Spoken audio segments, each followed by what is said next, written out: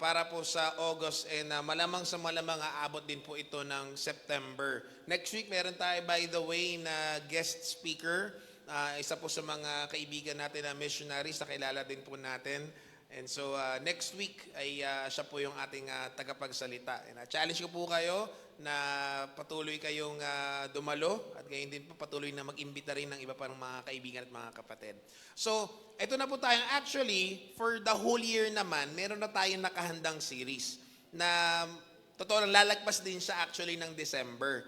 And so, dahil nagpahinga kami ng 2 buwan, Bisaya sana ako naglibot-libot naglibot-libot kami, and so hindi muna natin tinuloy yung ating series na yon. Syempre baka ma-pressure naman yung ating mga kapatid na preacher na mapilitan silang pag-aralan masyado itong series na ito. And so ngayon pala natin itutuloy yung nakaplano under ng ating theme na Built to Last. Ayan. And so ngayon po, yung ating first sermon ay sisimulan na rin po natin. Pero ang pinaka-tema po natin itong bagong sermon series, nakikita niyo po dyan, ay spiritual warfare. Ayan, okay? Spiritual warfare. And napakahalaga na pag-usapan po natin ito pong topic po na ito kasi po lahat po tayo, lalong-lalo na po nung tayo po ay naging mananampalataya. Actually, nagsisimula sa yung oportunidad na maging mananampalataya ang isang tao. Doon kaagad nagsisimula na nagkakaroon tayo ng spiritual warfare. And so, diba, katulad ng kahit anong warfare, kahit in a physical sense, it will be a great mistake na isipin natin or i-underestimate natin yung ating kalaban. At lalong-lalo na kung mali pala, ma-misidentify natin yung ating nagiging kalaban. Dito po kanina sa binasa po sa atin ni Jazz, dito sa Ephesians, ito po ay isa sa mga tinatawag natin na prison epistles. Pag sinabing epistle ay sulat. So isa sa mga isinulat po ni Apostol Pablo para sa mga mananampalataya sa Efeso. Pero wala po siya sa Ephesus during the time na sinusulat niya ito. Siya po ay nakakulong doon sa Roma. Grabe naman, yung nagpapadala ng love letter mo nakakulong. At malayong lugar doon sa Italia. And so habang nakakulong siya, it's possible na syempre yung mga nagbabantay sa kanya doon sa prison dungeon ay yung mga Romanong sundalo. Kung kaya later on, actually the week after next, ay pag-uusapan talaga natin pati yung mga kasuotan na pandigma. Kaya siguro ginamit niya rin ng mga pamamaraan na para maunawaan ng mga mananampalataya ay yung itsura ng mga sundalo na nakikita niya. Ayan.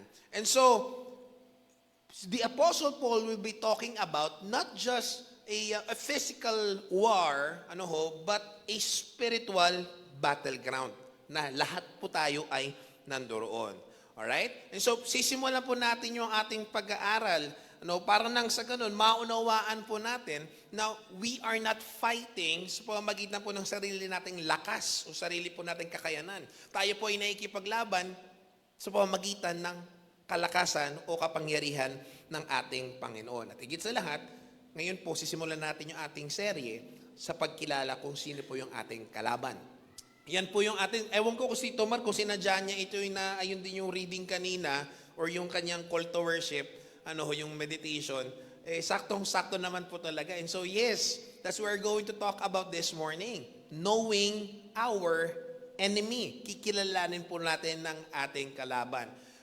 At sabi nga po sa 2 Corinthians chapter 2 verse 11, our supporting verse, upang hindi tayo malamangan ni Satanas, sapagkat hindi lingid sa atin ang kanyang mga pamamaraan. Kaya dapat natin pag-usapan itong topiko na ito. Bago tayo magpatuloy, tayo po muna ay manalangin. Dakila naming Diyos, aming banal na Ama, maraming salamat pong muli sa oportunidad na ito na kami po ay makapanambahan. Nais lang po din po naming alalahanin ng mga kapatid po namin na nasa Africa, sa Nigeria, ang mga kapatid po namin na hindi man namin personal na nakikita ang kanilang kalagayan. Ngunit dinadalangin namin ang comfort po ninyo sa kanila sa mga oras po na ito, sa mga pagkakataon na very challenging po talaga ang pagsunod sa inyo, ang pagsamba sa inyo. We pray, Lord, that they are comforted today na bagamat nandun yung challenge, that they will still witness, that they will still testify of who our Jesus Christ is. At sa amin na nandito sa kalayaan na ito, nawa ay sulitin po namin, Panginoon, ang pagkakataon na makapanambahan. Tulungan niyo kami ng aming puso't isipan ay nakatuon sa pagtaas ng inyong banal na pangalan. Ito po aming dalangin na may pagpuri, pagsamba sa pangalan ng Panginoong Yesus. Amen. Alisin ko to. Alam nyo, sabi ng mga nakaraan natin ng mga preacher, kinakabahan daw sila. Ganun pala talaga, pag matagal ka na hindi nagpipreach, no? Kanina pa ako nakubunan ko, sakit-sakitan ng tiyan ko. Nakakakaba pa rin kahit ano talaga mangyayari. Alright. So first, okay, 3 S po yung ating pag-uusapan. Alright? Source of our strength. Ayan.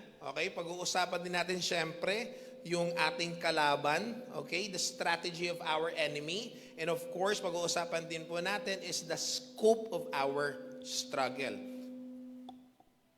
Ayan. Pag-usapan po natin una yung source of our strength. Alright? 3 verse lang po yung pag-uusapan natin and sisikapin po natin matapos po yung 3 verse po na ito. Yung una po natin is doon po sa verse 10. Hindi ko na itagalog, pasensya na. Nawala sa isip ko. Pero ibang mga talata po natin ay nasa Tagalog naman. Ephesians chapter 6 verse 10. Ang sabi doon, finally, my brethren, be strong in the Lord. Bakit sinabing finally? Of course, may previous na mga pinag-usapan po dyan eh. Okay, and if you have the time, I would challenge you to read it para mas lalo natin maunawaan kung bakit sinasabi ito ni Apostle Paul. Anyhow, verse 10, finally, brethren, be strong in the Lord and in the power of His might. Diyan tayo mag-focus. Be strong in the Lord and in the power of His might. So dalawa, there's a divine mandate and also there is a divine measure. Una, ano ba yung divine mandate? Sabi po ulit doon ni Apostle Paul, be strong. Ayan po yung iniutos. Kung minsan iniisip natin na yung kalakasan sa Panginoon, parang minsan malakas, minsan mahina ka. And wari baga na parang wala sa kontrol mo, wala sa kakayanan mo kung ikaw ay magiging matatag sa Panginoon. Hindi po pwede kasi iniutos ng Panginoon. No? So ibig sabihin, nasa atin, okay, nasa free will po natin. Okay? Nasa desisyon po natin, okay, kung tayo po ay magiging matatag sa Panginoon. Pwede pala yun, ano? Pwede pala maging matatag na ikaw yung nagdedesisyon. Yes po. Alangan naman iutos ng Panginoon tapos hindi mo kaya. Parang ganito yan eh. Nag-utos ka doon sa bata, parang yung biruan namin pagka wala kaming pera nung kami mga tambay pa. Mag-utos kami doon sa pinakabata. So, ang gagawin namin sa pinakabata, bibigyan namin ng 100. Tapos sasabihin namin, bili ka ng ano ha? Bili ka ng isang case ng Red Horse, bili ka ng isang lempo, isang buong lechon manok, yung sukle, ibili mo ng laruan. Kaya niyang gawin yun? Di ba? Parang kapag gasolina, bibiruin mo yung yung attendant. Sabihin mo, paki-full tank nga ng 100. Hindi pwede. Hindi pwede na ang Panginoon natin, ang Diyos natin, through the Apostle Paul, ay mag-uutos tapos hindi mo kayang gawin, hindi mo pwedeng gawin. So, yung pagiging matatag sa Panginoon, since it's a mandate, it's a commandment, pwede po natin gawin. Bakit nagiging pwede? Yung salita po doon na be strong, yung sa Greek word niya ay endonamo. Okay? Endonamo. It's the English word kung saan nanggaling po yung salitang dynamo. Okay? Na kung saan it's in the passive voice. Paano passive? Para magkaroon lang tayo ng picture ng different. Anong kabaliktaran ng passive? Inactive. Katulad kayo ngayon. Yan, no? Nabiro lang. Okay. Anong kabaliktaran po ng passive? Active. Ayan. So, katulad itong mga speakers natin na ito, sino nakakaalam kung passive or active itong speakers na ito? Ha? So mga nag-aayos dito, alam nila passive yan, passive. Kasi sila yung gumagawa dito. Passive ito. Okay? Yung nasa likod natin na speaker na nandoon, yung portable, yun po ay active. Anong difference? Yung active speaker, meron siya sariling power supply. Okay, may sarili siyang kuryente na at ayun yung tumutulak nung transmission ng voice. Okay? Ito po, passive. Bakit passive? Wala siyang sariling power. Kinakailangan niya, yung magtutulak ng transmission ng voice, ay kinakailangan ng amplifier. Yung amplifier, yung may kuryente, at siya yung magpapasa ng tunog dito sa mga speakers na ito. Passive speakers. Ito pong binibigay po sa atin dito ng Panginoon, yung be strong, it's in the passive voice. And so, parang kanina, parang ambigat, di ba? Kailangan pa lang maging malakas ako. Huwag kang mag-alala, hindi sa sarili mong lakas. Okay? Hindi sa sarili mong kakayanan. It is expected mga kapatid, na ikaw ay patuloy na nakakabit doon sa source ng power. Okay? Kaya ang sabi dito, it literally means continuously empowered. Continuously empowered. Hindi maaari na sa sarili mo talagang lakas. It will not be possible. Besides from these speakers, ano ba yung mga devices or meron bang kahit anong device, kahit anong gadget na pwedeng mag-work ng walang power? Meron ba? Baka may maisip kayo, baka mayroong himala na may nakakita kayo ng yung sasakyan hindi na kinakailangan lagyan ng gasolina, wala ng electric vehicle na hindi na kailangan isaksak. Baka mayroong kayong nalalaman, makatipid-tipid kami sa gasolina. Meron ba? Wala. Kung iisipin yung iba, ay yung cordless, hindi eh. Kahit yung mga cordless na mga devices, meron pa rin, they are still battery operated. So, kinakailangan pa rin nila ng power. Meron mong pagkakataon na mali ka ng tansya ng pag-alis mo ng bahay, tapos yung phone mo hindi mo na-charge. Nangyayari ba sa yan? Diba? Meron yung time na, ewan ko kung mga lalaki lang to o lahat tayo ganito. Pang mga lalaki kasi, hanggat maaari, hindi tayo magdadala ng gamit, no? Pag si Hana, pagka magpapak na kami ng mga gamit, sabi ko, lagi kong reklamo, napakadami naman yan. Para tayo 3 buwan mo nga wala. Laging ganon. Tapos kapag maghahanap na ako, meron tayong ganito, meron tayong ganyan. Sabi niya, di ba? Sabi ko sa'yo eh. Wag lalaki kasi, as much as possible, konti lang dadalhin natin. And so, there will be times na aalis ako, dala-dala ko lang literal na cellphone tsaka wallet. Wala nang iba. Okay, cellphone tsaka wallet. Tapos, titingnan ko yung phone ko kung minsan, sabi ko, okay na yan, kaya na yan. Sabi niya, dala ka ng charger, dala ka ng ba? Okay na yan. Tapos nasa labas ka, wala kang cash. Patay kang bata ka. Diba? Tapos 3% na lang. Patay ka talaga. Saan ka magbabayad ngayon? Kung hindi mapipilita ka, alangan mamalimos ako bigla sa kalsada, itsura ko ito, bibigan ako. Pwede po may pampauwi lang po sa probinsya. Hindi ako bibigyan sa itsura ko ito. Alam niyo mga kapatid, kung minsan, para tayong cellphone, na akala natin, yung nakaraang Sunday, yung nakaraang buwan, yung nakaraang seminar na attendan natin, na nag-charge sa spiritual life mo, minsan akala mo, yun yung enough na power that will last you for a very long time. Meron yung napakagandang preaching, meron ka naging devotion, meron ka nakain mula sa salita ng Diyos na talaga namang busog na busog yung kaluluwa mo. Pump na pump ka talaga. Iniisip mo, enough na power na yon that as if it will last you for a very long time in your spiritual journey. Let me tell you this, impossible. In fact, if you're only charging every Sunday, nako, para kang lumayas ng bahay, tapos wala kang charger, wala kang power bank. It will not be enough.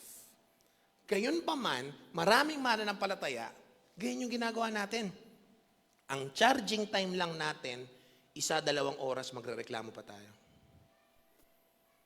Yung everyday natin, yung Monday to Saturday natin, yung akala natin 10 to 15 minutes akala na, tapos the rest, 24 hours enough na. That's our charging time. Charging time natin, kailan? Kailan tayo nag-charge? Worship service. Kailan tayo nag-charge? Siguro, devotion natin every day. Kailan tayo nag-charge?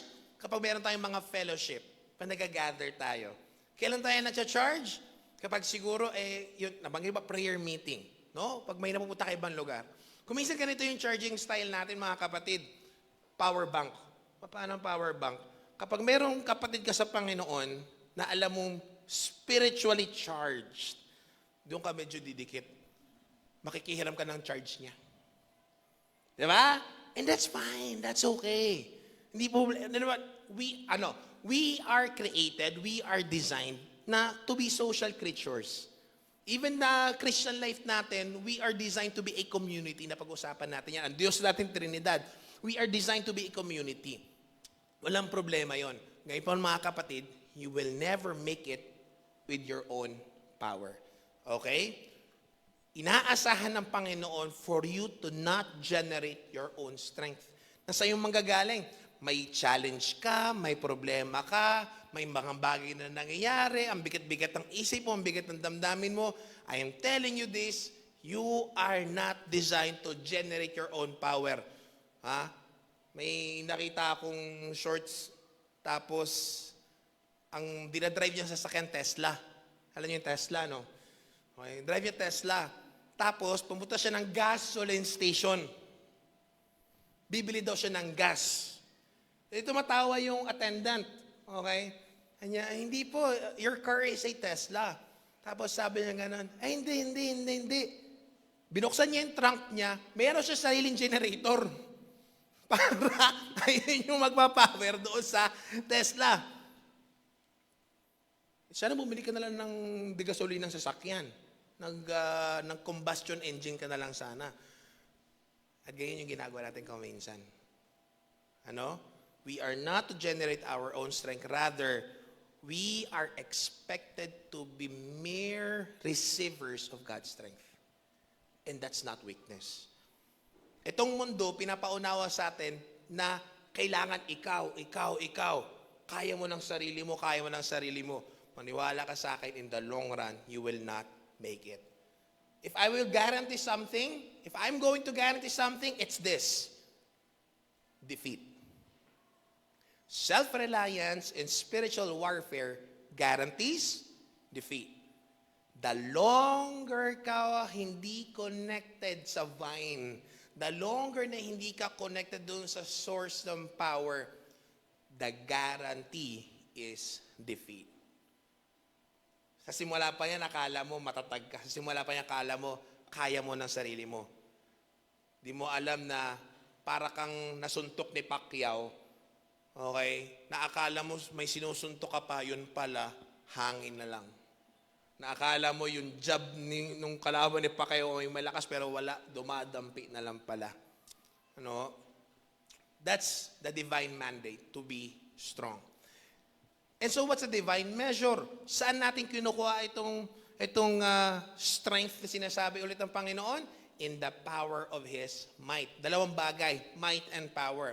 Nung sinabi niyang His might, para magkaroon tayo ng larawan, this is the eternal almighty nature of God sitting on the throne. Excuse me. Naalala niyo Isaiah chapter 6? Na ang Panginoon, ang Diyos, ang hari ng buong kalawakay nakaupo doon sa kanyang trono. And yung sumasakop sa buong lugar kung nasaan siya ay yung buong kalawakan. Ayun yung might na sinasabi. Yung almighty nature of God sitting on His throne. Yung power is this the practical manifestation, yung paglabas. Okay, mga kapatid, meron bang binigay ang Panginoon sa atin na physical or practical manifestation ng power niya? Or rather ng might niya? Meron kayong nalalaman? Manifestation ng lakas ng Diyos. Ano? Huwag niyo akong tulugan. Sabi ko, paano kayo mag-charge niyan? Ano po? Ano yung picture or larawan ng might? Sabihin natin, might and power ng Diyos. Yung sinasabi, Tita Ning, ano pa? You can't see? Si John Cena yun, can't see me. Joke lang, ano pa? Sea, Red Sea. Yes, pwede, no? Yung paghati ng Red Sea, pwede. Ano pa? Creation, okay. Actually, Romans chapter 1, yes, okay. Meron pang pinakamalakas sa lahat. Sa lahat ng binigay, pinagkatiwala sa atin para magets natin yung power ng Diyos. Ha? Very good. Talagang nag-Bible school lang. Okay. Resurrection. There's no one in whole history and ever will be na magkakaroon ng resurrection. Si Jesus lang. Paano tayo? Exactly. Kaninong power yon? Sa Diyos. Okay? Hindi sa atin. Yung piso pinagkatiwala sa atin ng Panginoon, Ephesians chapter 1, verse 19 to 20, sabi sa verse 19, and what is the immeasurable greatness of His power? Kanina sabi natin, measure, ano? What is the immeasurable greatness of His power toward us who believe? Ano yon? According to the working of His great might. Ito na yon. Ano sabi? Verse 20, that He worked in Christ when He raised Him from the dead and seated Him at His right hand in the heavenly places.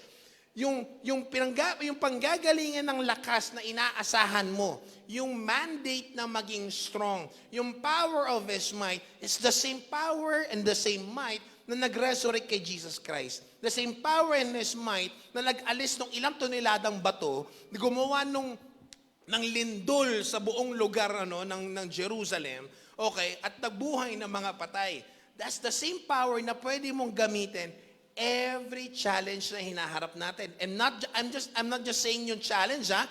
Yung pinag-uusapan natin yun is yung atake mismo ng kalaban.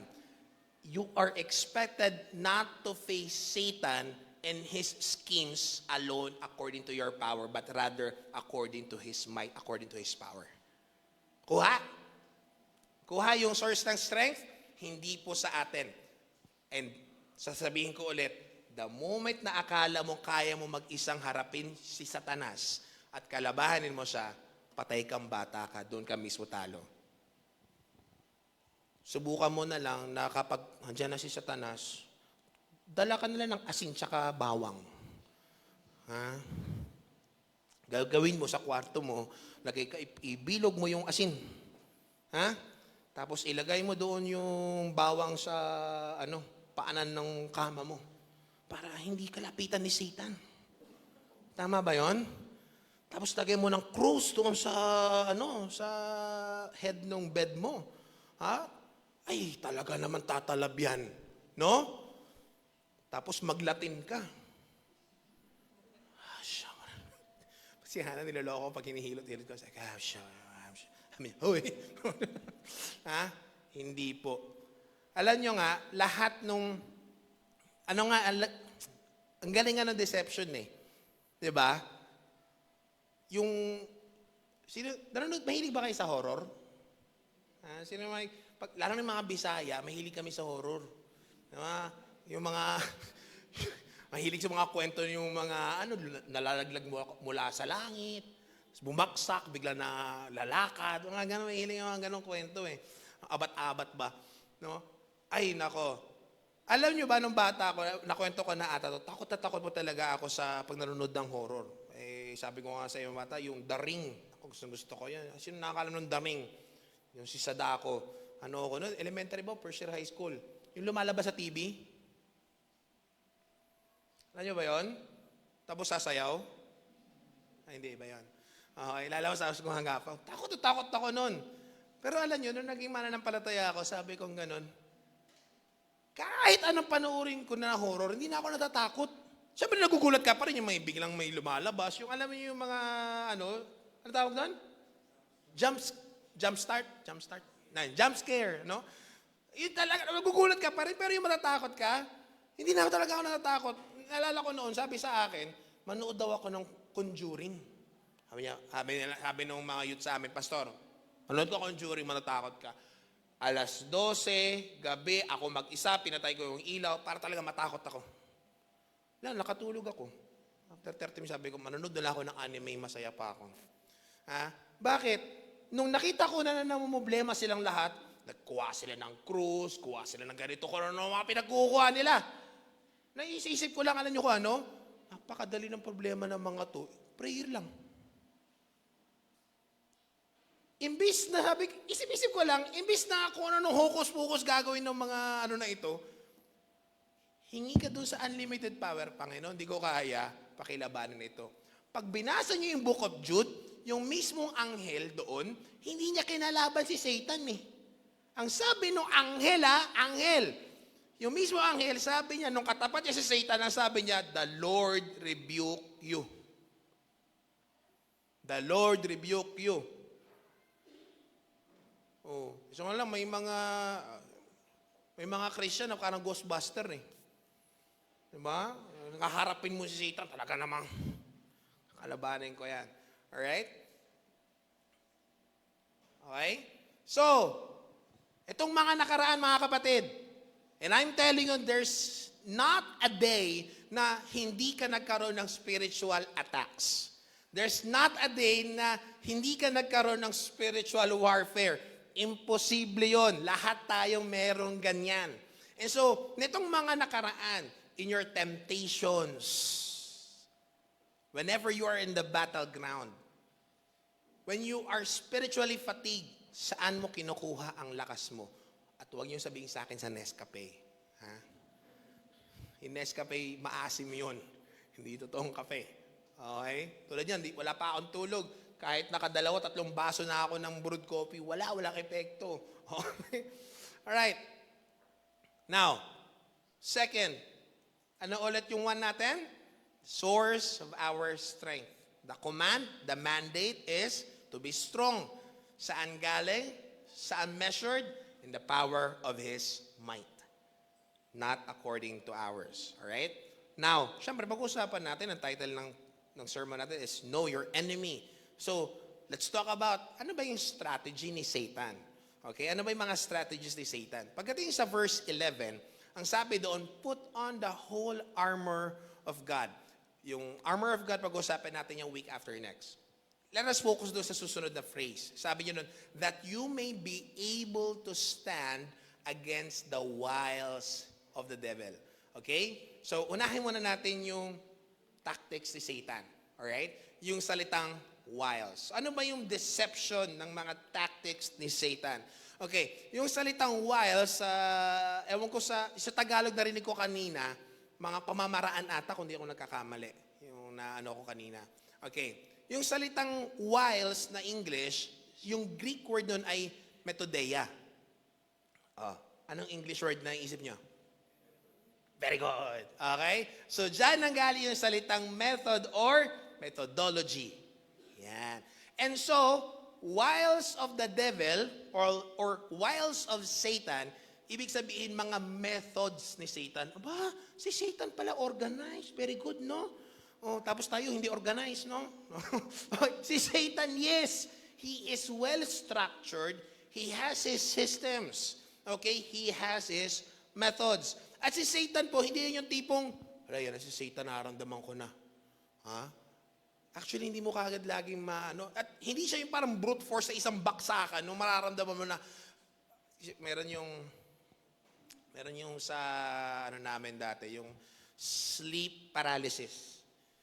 Meron na tayong pamagat ngayon yan eh, sleep paralysis. Alam niyo yung tawag sa amin yan dati? Sino nakakaalam? Bangungot. Tapos, ang kwento sa amin ng matatanda, alam niyo kung ano? Yung habang nakahiga ka, tapos yung evil spirit daw nakapatong sa dibdib mo. Ang totoo dun, marami kang kinain. Huwag mo sisihin yung evil spirit. Okay? That's possible. Binibiro ko lang kayo. But, okay? Alright? Yung atake ni Satan, hindi siya yung bigla na lang nandyan. Ano yung diskarte po ni Satanas? Okay? Ni Taning. Sabi ni Tito Mar, yung kamag-anak mo, biro lang. Okay? Ngayon ko na narinig yung kamag-anak mo. Okay, yung ginagawa ni Satan? Calculated. Mahusay, no? Calculated siya. Katulad nung sa Genesis, subtle. Alright? Pakunti-kunti. Okay? Si Satan, ang diskarte niya, gradual compromises. Dati committed ka, dedicated ka, and you are a very serious Christian. Ang gagawin niya, maglalagay siya ng gradual compromises. And then, customized. Ba, magaling nga. Bakit? Si Satan, alright, gagawa siya ng specific, something designed for you. Something designed for Mike. Ano? Kasi si Satan, very smart. Siya yung pinakamagaling na psychologist. Siya yung pinakamagaling na spy. Siya yung pinakamagaling mag-observe. And sa observation ni Satan at saka nung lahat ng kanya mga demonyo, alam na alam niya kung paano kanya i-deceive. And eto, if something na magiging problem natin, mag-a-arise, whether in your family, in the church, kahit saan personal, alam nyo ba na hindi yan nangyari ng biglaan? Kung babalikan mo yan, tsaka mo marirealize, ang galing ni Satan. Mapapalakpak ka talaga. Kasi, yun pala yung ginawa niya, pakunti-kunti, padahan-dahan. Meron libro si Bill Gothard, tapos meron siyang story na ilagay doon. I-reiterate ko sa ibang paraan. Yung eagle daw, of course, yung eagle, alam natin yung eagle, mighty, malaki, malakas, malalaki yung claw, pogi, So, every day, ay lumilipad siya ng mataas na mataas, looking kung ano yung pwede niya makain. And so, meron doon isang ilog na malapit kung saan siya nakatira, ito siyang ilog na merong buhay na pagkain. Pero wala na sa tubig, Ilog pero wala na sa tubig. So, bumaba siya, buhay, nain niya. Sa atin, ang agila natin, sino nakakaalam ng Philippine eagle natin? Yun, sasabihin ko na dapat monkey eating eagle. Yan. Okay, laki nun, laki, ang ganda. So anyhow, next day, ganoon na naman. Meron na naman siyang kinain. Next day, same pa rin, dun pa rin sa ilog. Pero ang nag-iiba lang, yung lugar kung saan niya kinakain yung pagkain niya. And then after a few days, nandoon na siya malapit sa bush. Then finally, hindi niya alam, meron palang isang hunter doon na naglalagay lang ng pagkain. So ang ginawa pala ng hunter, very patient yung hunter, na ang ginawa niya, naglalagay siya ng pagkain sa malayo. Inoobserbahan ng hunter kung anong behavior ng eagle. The next day, ganoon na naman, hanggang palapit ng palapit sa kanya, alam niya na yung tactics kung papaano niya, alright, ma-attract yung eagle. And finally, nahuli niya. Si Satan, hindi siya yung tipong biglaan nandyan na lang. Pakunti-kunti, dahan-dahan. So, dahil hindi nag-a-announce si Satan, katulad ni Kyle, joke lang, okay, gumagamit siya ng mga typical na mga strategies. Na totoo lang, halatang halata. Pero halata, pag pinag-usapan na natin, pag sa atin na ginawa, hindi na siya masyadong halata. First, ano yung mga strategies ni Satan na mula noong unang panahon pa? Mula Garden of Eden? Doubts. Yan. Doubts disguised as question. Saan yan? Genesis chapter 3. Papaano? Did God really say? Diba? Ganyan yung unang-unang tactic, unang-unang strategy ni Satan. Pagdududahin ka niya, hindi niya sasabihin kagad punto per punto na ang Diyos hindi totoo.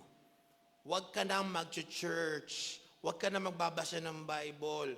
Huwag ka magtiwala sa Diyos. Hindi ganon. Dadahan-dahanin ka niya, questionin niya yung pananampalataya mo, sinabi ba talaga ng Diyos?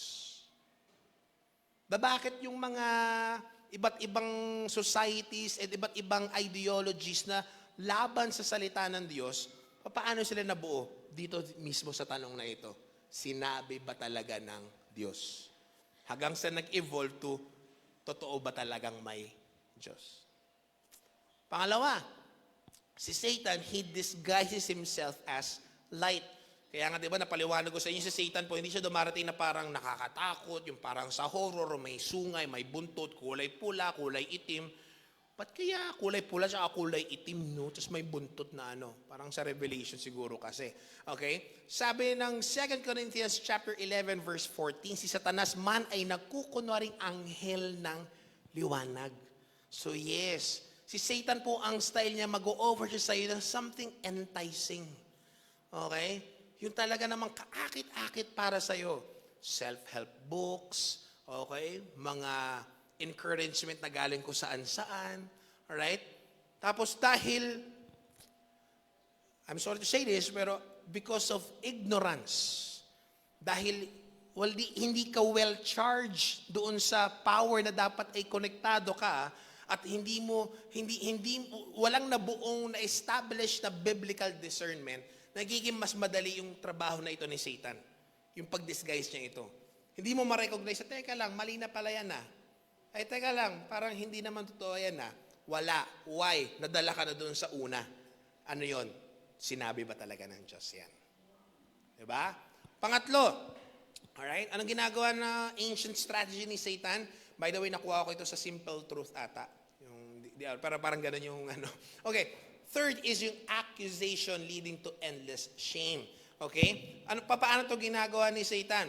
Si Satan actually sa Revelation chapter 12 verse 10, okay, ito ay future, prophetic ito, mangyayari pa lang. Ito yung sabi diyan na salita ng Diyos. So now, the salvation and power and the kingdom of our God and the authority of Christ have come. Again, this is prophetic, mangyayari pa lang. Kaya magsasaya na sila, itong mga mananampalataya na ito kasi dumating na talaga yung kaharian ng Diyos. Bakit? Ano yung present ba kung ito yung future? Ayan for the accuser of the brothers has been thrown down.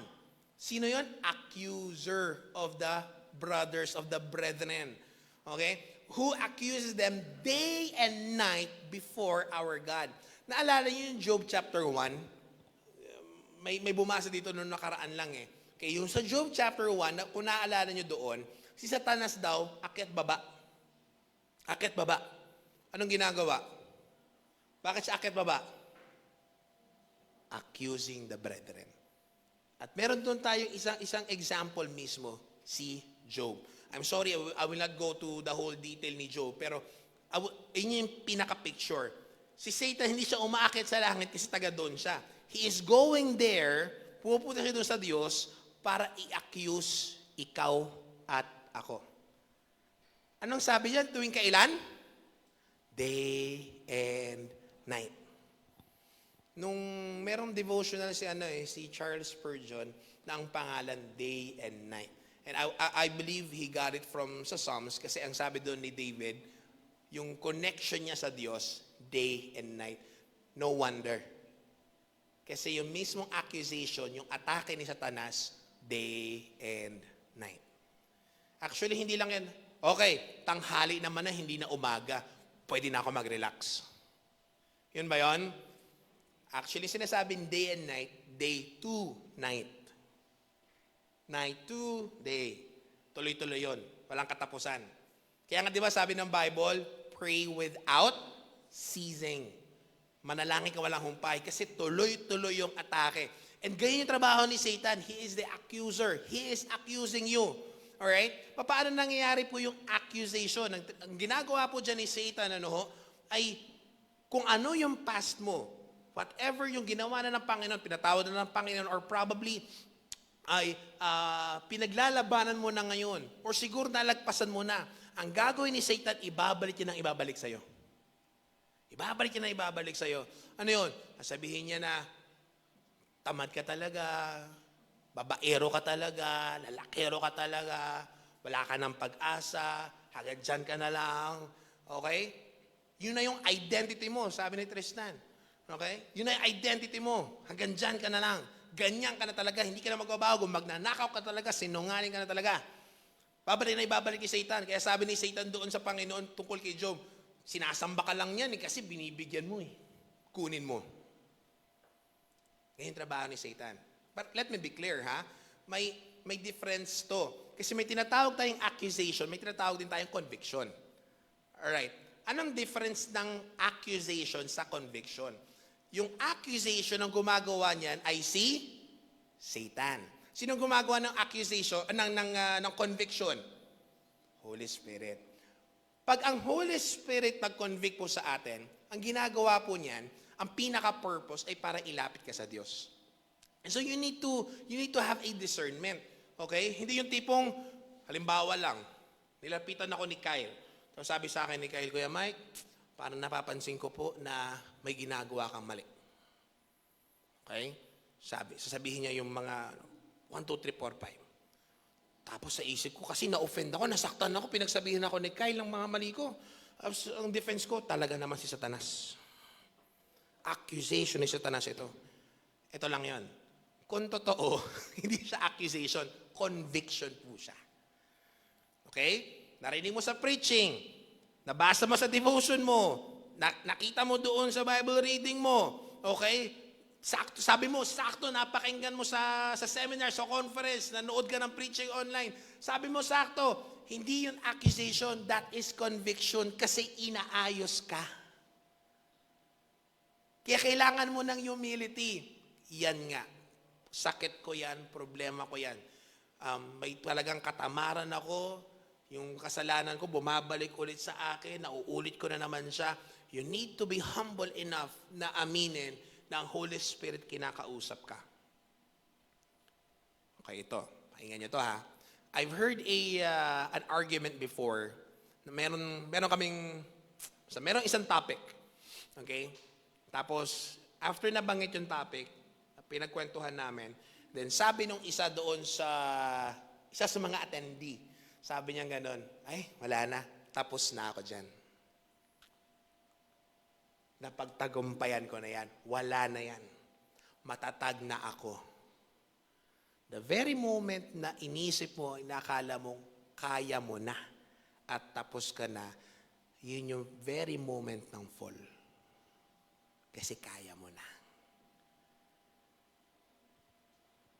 When the Holy Spirit is convicting you, you need to be sensitive enough na sabihin mo, kinakausap ako ng Panginoon.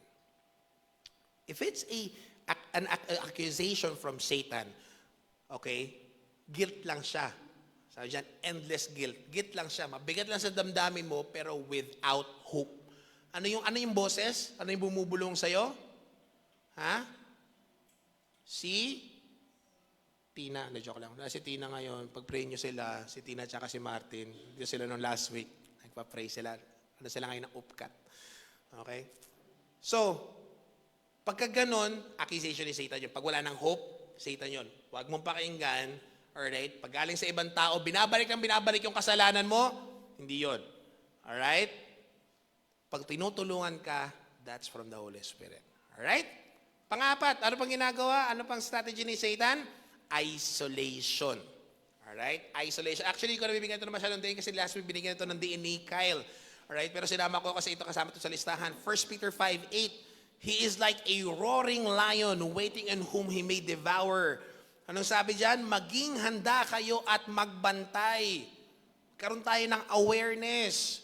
Di tayo maging neutral. Kasi sabi dyan, ang dyablo, ang kaaway natin, ay parang liyong umuungal at aaligid-aligid. Naghahanap ng malalapa.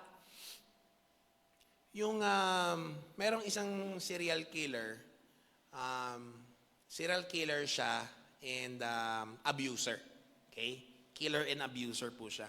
And then nung tinanong siya kung papaano siya sa mga interviews, papaano daw yung pinaka-MO niya or mode of operation niya, kung papaano siya magta-target ng victim niya. Ano yung kanong sabi? Sabi niya, 1, pag alam niyang walang tatay.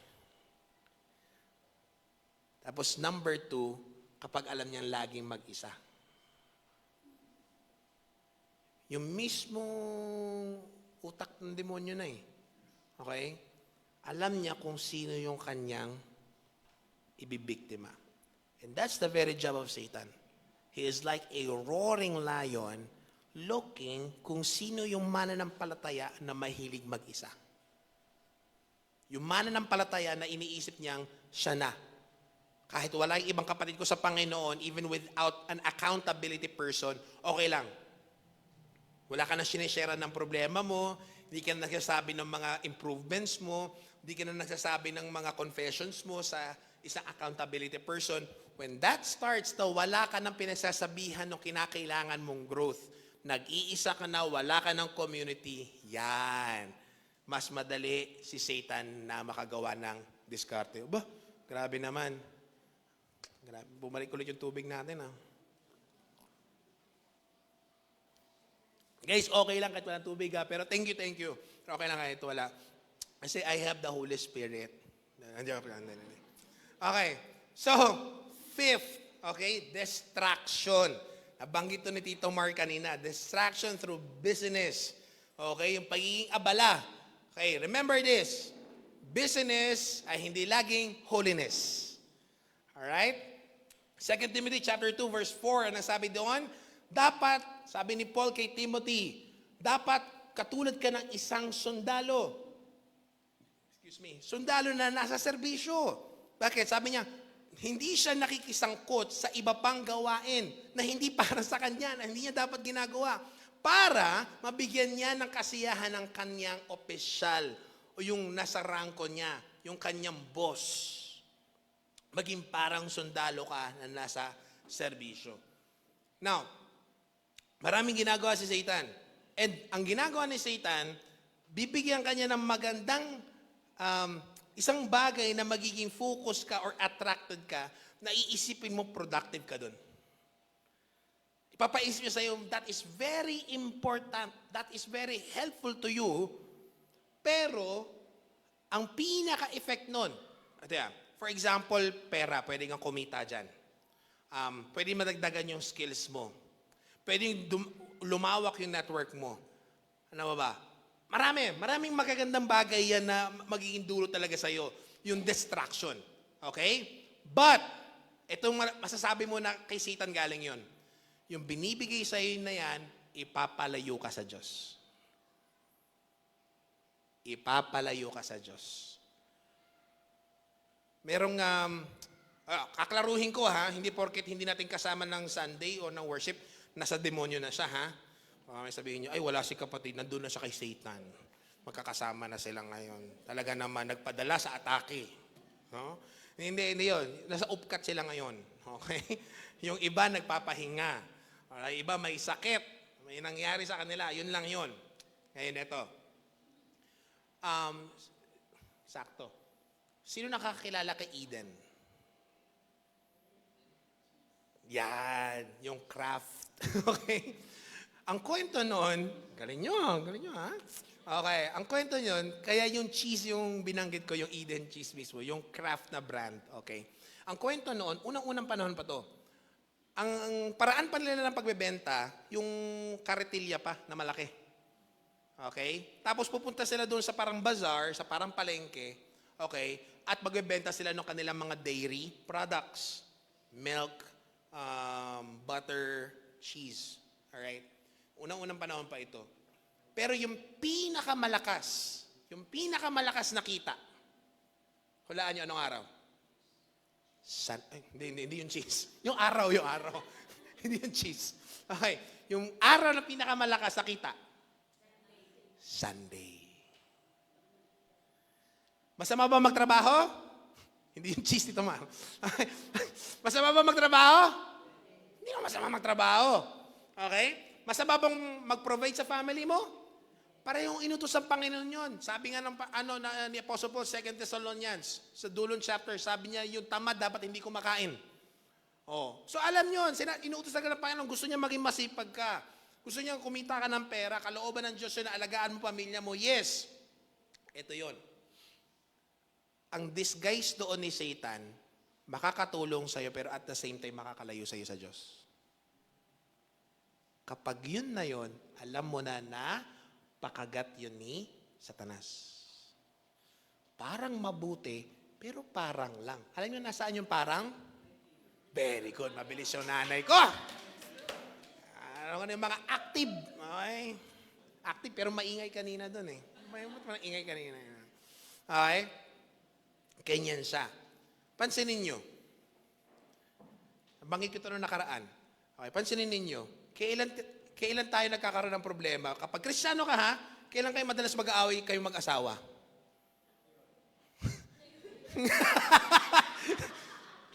Tito Mar, si Tita Lina, walang kaalam-alam, may problema kayo. Ngayon na nalaman. Okay? Alam na yung pang-bago-bago pang Christian, okay, bata-bata pang mga Christian, Sabado may problema ka. Pupunta kayo ng church, bigla may problema. Diba? Oh. Kailan ka magkakaroon ng offer ng pagkakakitaan? Sunday o kaya Sabado ng gabi. Again, I get it. There are things that are important, that are helpful, but at the same time, ilalayo ka sa Diyos. Kung paminsan-minsan lang, okay lang yun eh. Gets mo naman yun, minsan-minsan lang eh.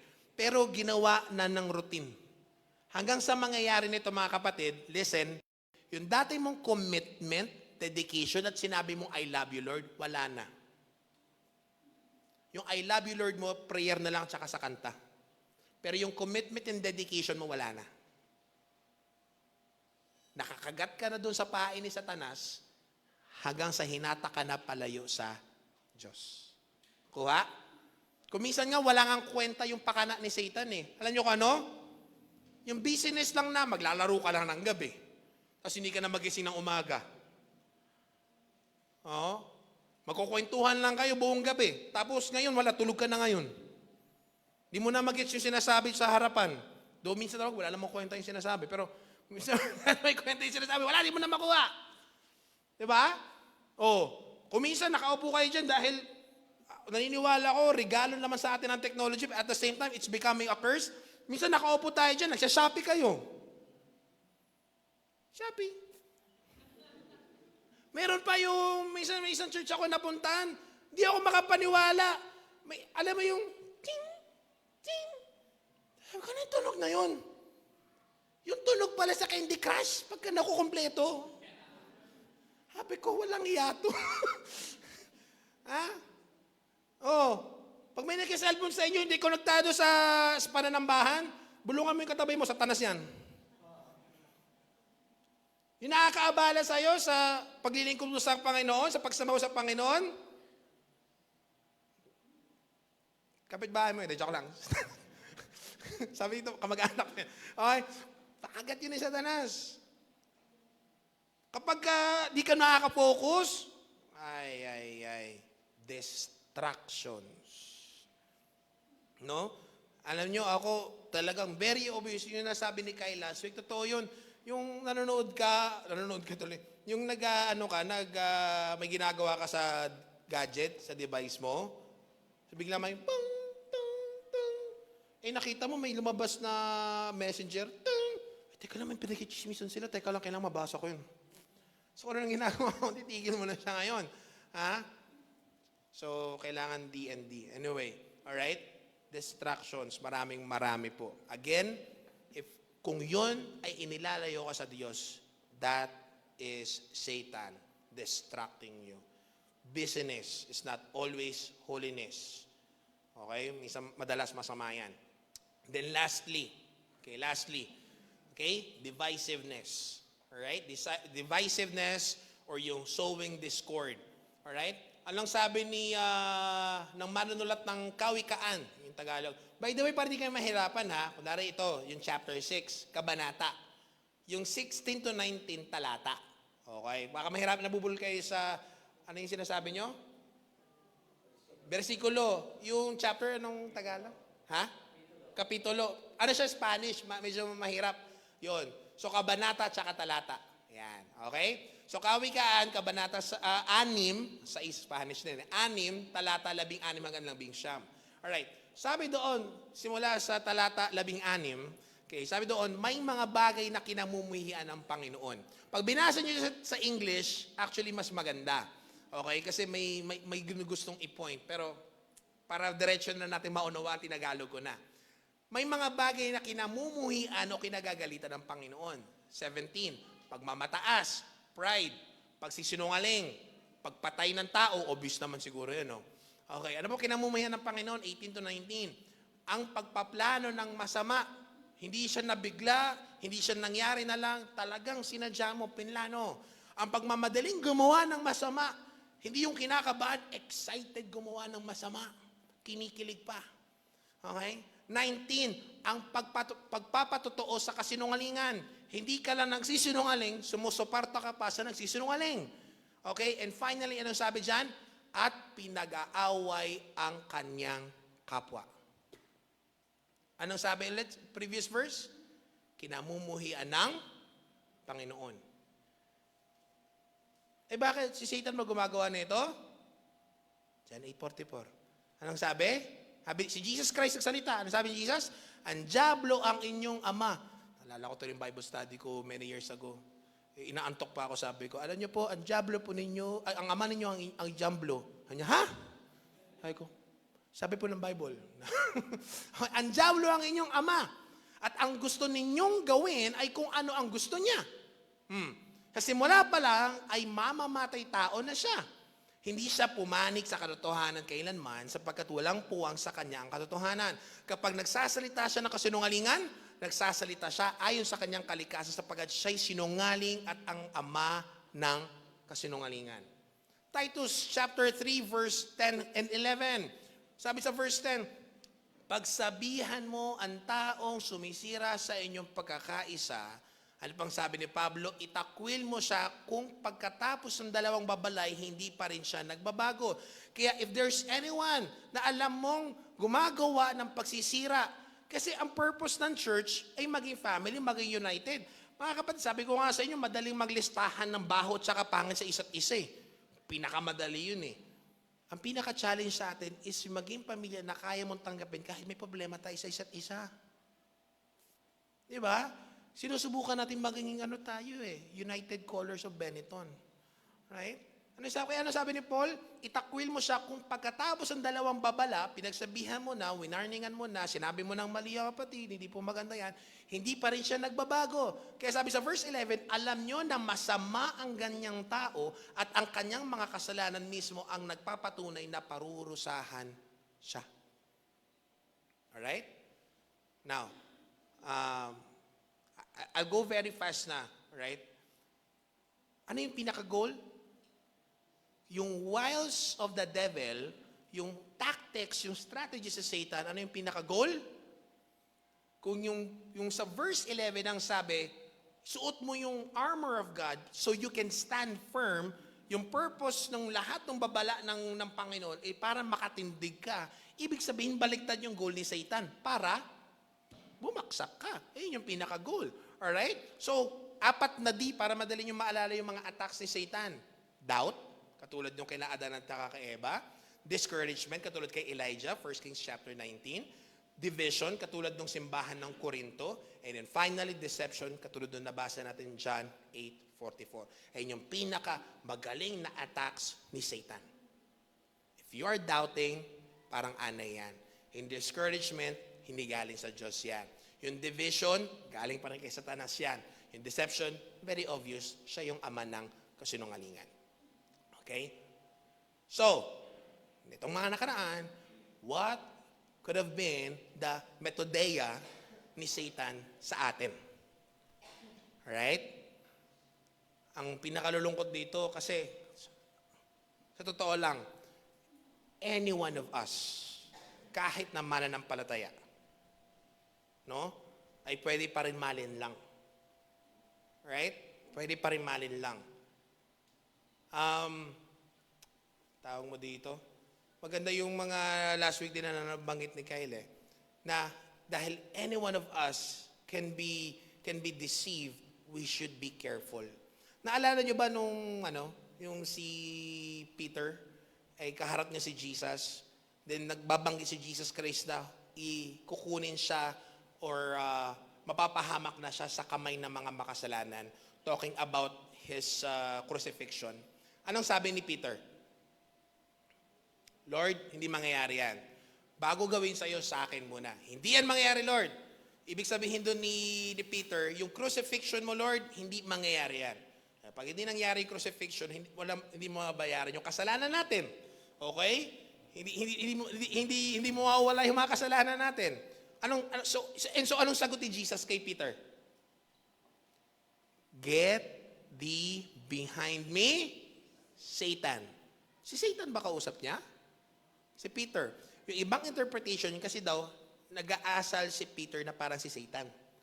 Okay? Kasi daw, kalooban ng Panginoon na maialay ang kanyang anak, na si Jesus Christ maialay ang kanyang sarili bilang kabayaran ng ating mga kasalanan, para mapatawa tayo sa lahat ng mga kasalanan, tayo po ay magkaroon ng buhay na walang hanggan.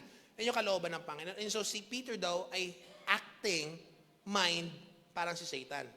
And I've heard this interpretation some years ago sa isa naming pastor. Ang sabi niya ganon, Jesus was not talking to Peter. Jesus was talking literally to Satan. Kaya sinabi isipin nyo ha, kung si Peter ang kausap niya, anong sabi ni Jesus ulit? Get behind me. Nag-uusap sila, pinapuntan ni Jesus sa likod niya si Peter. Parang alanganin, di ba? Kinakausap niya si Satan. Satan, nasaan si Satan? Nasa likod ni Peter. Oh, tingin nyo nasa likod ninyo.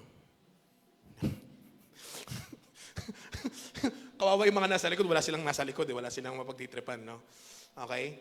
Ganyan yun. Si Tito Arthur nag-send sa akin ngayon eh. Pero yes, you can picture it. Ito biblically, ang diablo, hindi ka na pwedeng i-possess. Alright? 1 John, greater is He that is in me than He, okay? Greater is He, Holy Spirit, that is in me. So the time na naging mananampalataya ka, tinanggap mo ang Panginoong Isus bilang Panginoon, tagapagligtas mo, nandiyan na ang Holy Spirit. Third person ng Godhead. Right? And then, ang sabi, greater is He that is in me than he that is in the world. Sino yun? Satan. Kaya, si Satan, yung kanyang mga alipores, hindi ka na pwedeng i-possess. Pero, pwede kanyang gawing i-obsess. Pwede kanyang i-influence. Yan yung pwedeng gawin ni Satan kahit na mananampalataya ka na. So yes, may power si Satan over us kapag hindi ka konektado sa Panginoon. When you are fighting the devil according to your own power and might. Kapag ka mag-isa ka, isolated ka, alright? Kapag hindi ka nagbabasa ng Bible, kapag hindi ka nagde-devotion, alright? Kapag ka akala mo hindi ka na focus sa commitment mo sa Panginoon, mas madali si Satan na nasa likod mo. Sa itong mga nakaraan, gaano kagaling si Satan sa buhay mo? Sabi pa nga ng tide, gulat ka, no? Lastly, very quickly, I would like to apologize. Na-miss ko kasi, no? Okay, kabilisan na lang to. So what's the scope of our struggle? Ang ganda na sinabi ni Nel kanina, no? Okay. Sa verse 12 ng Ephesians 6, sabi sa verse 12, for we do not wrestle against flesh and blood, alright? But against principalities, against powers, against the rulers of the darkness of this age, against spiritual hosts of wickedness in the heavenly places. Dalawang bagay lamang po, alright? So una, ang sabi doon, not against flesh and blood. And so the scope of our struggles or our challenges, normally it's misplaced. Kapag sinasabi na nagkakaroon tayo ng spiritual warfare, ang ini-imagine siguro natin, para tayo nakikipagtunggal literal. Okay? Pero kinlaro na ng Bible, you are not wrestling against flesh and blood. Sa Tagalog, nakadiretso na eh. Hindi ka nakikipaglaban sa tao. Yung Greek word doon ng wrestle ay yung palay. Ang basa dyan, palay. As in palay yung pagkakabasa. Palay, na ibig sabihin hand-to-hand combat. O kaya yan, close quarters combat. So, hindi po yun. Again, I am not wrestling against flesh and blood. Hindi tao ang kalaban ko. At ganito kagaling si Satan. Alright? Ang gagawin ni Satan, ipapaisip niya na ang kalaban mo, yung asawa mo. Ang papaisip niya, ang kalaban niya, yung kapitbahay mo. Ang papaisip niya, ang kalaban mo, yung kapatid mo sa Panginoon. Yung kamag-anak mo, yung pamilya mo. Yun yung sinasabi dito. Alam nyo ba, upon understanding this, oo nga no, pansinin ninyo, ang madalas na iniisip natin kalaban natin, tao. Pero clear na yung Bible eh. We are not wrestling against humans. So yes, the moment na akala mo, ang kalaban mo, yung kapatid mo sa Panginoon, yun na. Kasama ka na at ako na naloko ni Satanas. Alright? You are not wrestling against flesh and blood. Naalala ko nung yung lolo ko, sabi ng lolo ko, kasi ano siya Korean veteran. O kaya mukha akong Koreano Hindi, wala kami laing Koreano. Okay, nakipaggera lang siya sa Korea. Okay, Korean veteran siya. That was airborne. Okay, parang sakit, no? Binaksak sila. Natuwa naman, ewan ko kung lasing yung lolo, kaya nakwento niya sa akin to. Kwento ng lolo ko, nung madilim daw Madilim, pagkatapos, pagka may bigla na lang daw nakita na liwanag, bigla na lang daw sila magpuputukan. Alam niyo raw, hanggang sa ngayon, hindi niya alam kung lahat nung nabaril niya, kakampi niya or kalaban. Kasi kaysa maunahan ka, naputukan ka na rin naman daw. Unahan mo na lang din. Ay, naalala ko talaga, pag New Year, yung lolo ko, nakikipag-karate bigla pag pumutok na yung 5-star, sabi ng lolo ko, yung lolo ko, ganun daw, kasi daw talagang nagkaroon ng trauma Ayun. And si Satan ganun kagaling. Maglalagay siya ng confusion para magkakaroon ng tinatawag na friendly fire. Naiisipin mo ang binabaril mo si Satan, hindi.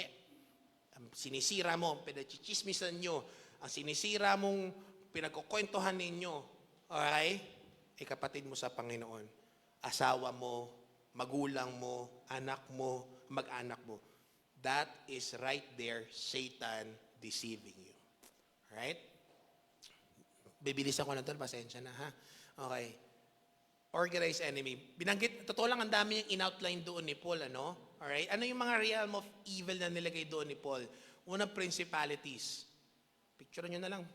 Wala akong oras Principalities, powers, rulers of darkness, at saka spiritual hosts of wickedness. Send na lang namin ni Kyle. Okay, itong mga ito. The very point is, there's an organized enemy. Nung naglilibot kami ni Hannah, nandun kami sa Baler, alam niyo naman ako, hanggat makakatipid, magtitipid kami. Okay? So, yung natirahan namin, kubo. Nakipagtawaran ako doon sa host. And binigay sa amin for very, very cheap price talaga. Parang wala kang makikita kahit kailan at kahit saan doon. Alright? And so, masayang-masaya ako. Tipid kami ni Hannah, may matutulugan kami, basta may kuryente. Maliit na kubo, may katabing isa pang kubo na open. Mahalaga may matutulugan kami. So, actually, nagandahan ako. Problema, nung gabi na, pagpasok kong ganon, lumundo ko agad yung kawayan. Sabi ni Hannah, bigat mo kasi. Lumundo ka agad. Ay, okay lang, di naman tayo dyan tatambay. Sa labas naman tayo, tsaka matutulog tayo. Punta na ako doon kasi ewan ko na-imagine yung sinasabi ko Pagpasok mo ng pinto, 2 kwarto kanang kaliwa. Sabi ng host namin, huwag kayo sa kanan kasi di kayo kakayanin dyan. Ay ko, ganun. Dito kami sa kamila. Tapos nagkukwento kami ni Hannah, tumatambay ako ng paganyan. Pag gano'n ko palang, sabi niya, lahat na talaga nasisira mo. Sinana ko pa na. Sa tutulog kami, kasi ako po, pag natutulog, nagpapagpag ako ng higaan lagi. Inaalis ko lahat ng evil spirit. Okay. Biro lang baka may maniniwala dito. Pagpapag ko yung dumi.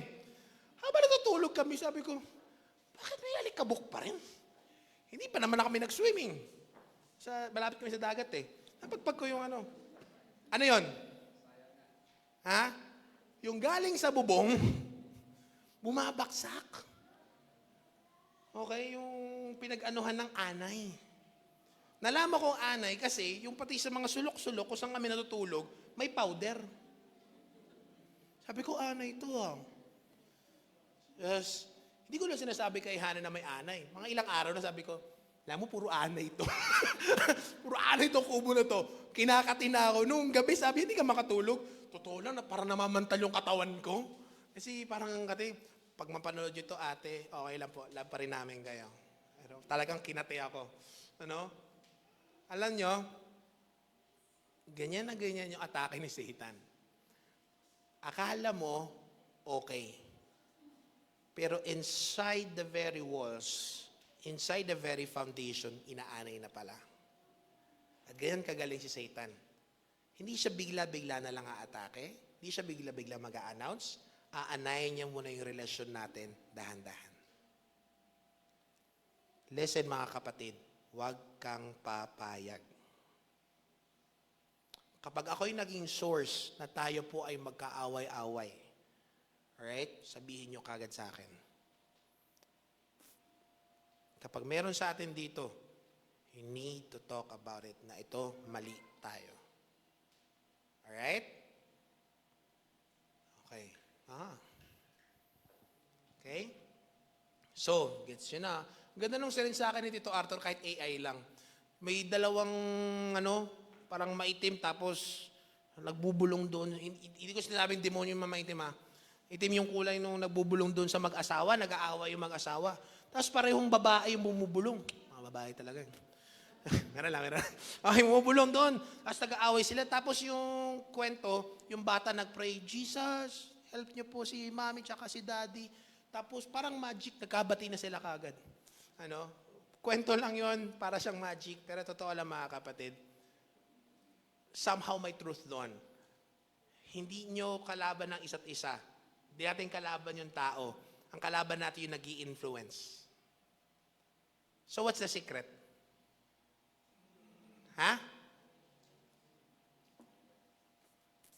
A good relationship with God. Same lang ng temptation ni Satan kay Jesus. Si Jesus, he had a very close fellowship with God and very familiar siya sa Word. You need to be familiar with the Word. You need to be very good with the Word. And you need to be surrendered in prayer. Okay? Mag-prayer meeting tayo sa Wednesday. Sabi ni Dito Mar, hindi na masyadong nire-require. Pray tayo. Sana humble enough tayo. If there's anything that we need to change, let's change it. There's not enough time. I'm going to close na lang with this. Gusto ko ibigay. Sige. Minsan lang tayo magkita. Sulitin ko na. Noong World War II, may tinatawag na POW camp. Ano yung POW camp? Okay? Prisoners of War camp. Okay? May mga POW camp. So, merong mga sundalo ng Allied Forces. Sino magkalaban ng World War II? Allied at saka Axis. Right. Sino yung Axis? Germany? Patay tayo sa'yo. Germany? Japan, tsaka Italy. Sino yung Allied? Madaling maalala. UK, US, USSR, which is Soviet Union. Kasama doon yung Russia. Okay? Maniwala kayo, kasama yung France, kasama rin yung China. Yan. Tapos marami pang mga sumunod. Pero sila yung pinaka-allied na malalakas. So, may mga naging POW, okay, mga nahuli from allied soldiers, alright, at nilagay doon sa POW camp. Alright? And then, to make the long story short, dahil nandun sila sa camp, may mga, sa perimeter, nandun yung mga sundalo ng mga Germans, meron silang parang quarters lang nila. At doon sa quarters nila, ang ginagawa ng mga sundalo, nagkolekta sila ng mga parts ng radyo, okay, at nabuo nila slowly. Nung nagkaroon sila ng parang DIY na radyo, nakakapakinig na sila ngayon ng balita doon sa London. To be specific, nakikinig sila sa BBC. Tagal na pala ng BBC, no? So nakikinig sila sa British Broadcasting Company, BBC. Alright? And then dumating, May 8, 1945. May 8, 1945. Sinabi doon, in-announce sa London na natalo na unconditionally. Germany surrendered. Okay? So inside, ang saya-saya ng mga Allied soldiers. The problem is, yung German na mga soldiers, wala silang radyo. So di nila alam na talo na sila. So every day, for the next 4 days, nandoon pa rin sila, sinisigawan pa rin nila yung mga Allied soldiers, minamanduhan pa rin sila, minumura pa rin sila. Anong attitude ng mga Allied soldiers? Whenever the German soldiers would shut out them, ngingiti lang sila, chill na sila. Bakit? Isip nila, aantayin na lang namin yung rescue namin. Tapos na, panalo na kami sa gera. 3 R's na iiwan ko sa atin, mga kapatid. First, we need to recognize the reality of which, alright, walang neutral ground, every day, day to night, we are in a spiritual realm na mayroon tayong kalaban. Okay? Day and night. Pero don't worry, okay? Sabi ng Bible, nasa loob man tayo, nasa mundo pa rin tayo, nandyan pa rin yung kalaban, pero we are already victorious. Right? Second R, and so we need to realign our focus. Kamusta yung buhay mo? Saan nakafocus? Sa mga bagay nandito sa lupa? Niisip mo, kalaban mo pa rin yung kamag-anak mo, yung asawa mo, yung church member? Okay? Forgive. Grace. Pag nagawan ka ng mali, sabi ni nanay, sa akin kanina, ay napatawad niya na raw. Kukwento ko, joke lang. Okay? Patawad niya na, sabi niya, ay, ginaman ako ng mali, pero mas masarap pala, pastor, yung nagpatawad. Sabi niya, gusto niya raw sabunutan nung pupuntahan niya na eh. Gusto niya raw saktan, pero sabi niya, ay, mas masaya pala yung magpatawad. Ay, hindi ko alam yung feeling. Joke lang. Yes, realign your focus. Then lastly, rest in the victor. Rest in Jesus Christ. Okay? Kasi si Satan, ngayon na lang yan. Yes, he is a formidable foe. Okay, totoo yun. Ngayon pa man, ngayon lang yun. He has his time. Alam nyo ba anong nakadestined? Yung lake of fire, yung lawang apoy, ang original na kulungan na yun ay para sa demonyo, sa dyablo. Okay? Kaso nga lang damay, siyempre yung hindi mananampalataya kay Jesus. Alright? And so, ikaw kapatid, if you have already placed your faith in Jesus Christ, ito yung sigurado. Uuwi ka na doon sa langit. Ang sigurado, sandali na lang itong problema natin na ito. So act like you are sitting in the heavenly places.